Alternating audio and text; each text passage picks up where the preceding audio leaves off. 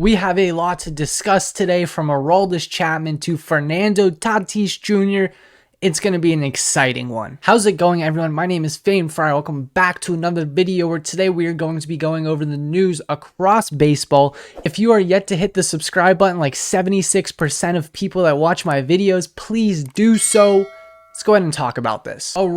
Chapman, per Mike Feinsand, has agreed to a one-year $3.75 million deal with the Kansas City Royals. Like I said in my last time talking about MLB news, he held an open workout where there was several teams there, supposedly the Marlins, the Royals, and of course my San Diego Padres. It ended up coming down to a deal with the Royals. The Marlins supposedly offered him a little less. The Padres offered him a 2-year deal. Doesn't make sense to me, but he ended up going with the Marlins because he can close there. That's why. He obviously isn't going to close over Josh Hader. He may not even get a position over Robert Suarez. He may be a middle reliever in San Diego, but he gets a chance to win. At the end of the day, he decided he wanted to be a closer. I guess good for Aroldis. I mean, this is kind of like his last shot. If he doesn't pull a miracle out of his butt here, his career is very much over. I think, maybe Kansas City's the place for him. He could get traded somewhere at the deadline if he performs well. It'll be interesting to kind of see how this all goes down. He was hitting 100. I'm not shocked he was hitting 100. My question is, was he throwing 100 for strikes?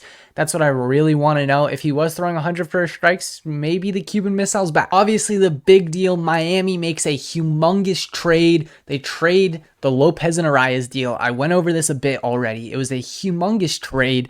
Definitely a win for the Twins. The Twins get more prospect depth, and they get a starter that they desperately were in need of. Now you get Arias in Miami, and this is where things get a little funky, and I need you to follow along with me. So Arias can play everywhere. He's a utility guy. So this is how they've decided to line up their infield for now. First base, they're going to do Garrett Cooper. They're talking about signing Yuli Gurriel and platooning him, but for now it's Garrett Cooper. Second base is going to be Luis Arias. Shortstop is going to be Joey Wendell. Third base is going to be Jean Segura. And then out in center field is going to be Jazz Chisholm. Kim Ng confirmed that Jazz Chisholm is going to play center field next year. Is this unnecessary? Do you think this is necessary? I don't know why they are doing this. I mean, this deal does not make a lot of sense to me. Why would they want to do that? Like, I guess you're just wanting to put your best player in a different position. I mean, I understand why the Padres did it. You have Xander Bogaerts, but you're moving Joey Wendell. I mean, originally Jazz Chisholm was a shortstop, and you're moving Joey Wendell to short and putting Jazz in center field. You can get a center fielder a lot easier than making this unnecessary move. They have a lot of faith in Joey Wendell, I will say.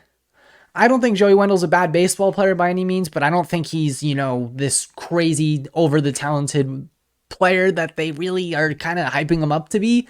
I think he's very good. I think he's solid. But now you're putting yourself in a position where you're taking Jazz Chisholm and throwing him in center field. I don't know what's going on there, but maybe they'll add another shortstop or they'll change things up in one way or another. It's going to take a lot to compete in that division, so they're going to need to make a couple more moves to be able to really compete. Jose Miranda is obviously going to play first. I guess Polanco is going to play second. Shortstop's going to be Correa, and third base is going to be Royce Lewis. Kind of a mystery. I mean, they really changed the landscape of their infields, both of them in that trade, so it's pretty interesting stuff. Now, moving on to the final piece of news, Fernando Tatis Jr. is going to be back swinging a bat. He posted a photo of him basically hitting in the cage. It's the first time we've seen it. There's an update. They said that his wrist is 90%. It's good news. It's good, very good news for a lot of Padre fans. It makes me definitely feel excited for what we have to come. It's a big day, We've been waiting for this day for what feels like a century now. Tatis was never as healthy as we thought he was, and there's been so much going on with Tatis. The one dream is, hey, this is the year. He'll be clean, he'll be sober, everything will be good. I don't think that cheating really affected him in the way that people really think he was. I think he was trying to use the steroids to get back into baseball because he was in dire need to play. It didn't work out, obviously. None of it was really good, but hey, We're beyond that. He's matured, hopefully, and we're in a better situation. I'm going to leave everyone off on a good little fun note. I'm personally a big fan of golf. I love playing golf. And Josh Donaldson was playing the LPGA, and this man had an insane shot. I'm going to play the clip.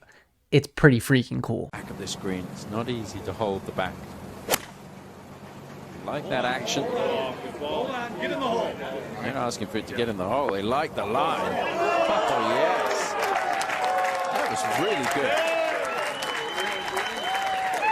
But that's going to wrap up this video, guys. If you are yet to hit that subscribe button, please do so. Same thing with that like button. Comment down below what move you want to see your team make before the season starts, because we're starting to get really close to spring training. We are within a month of pitchers and catchers.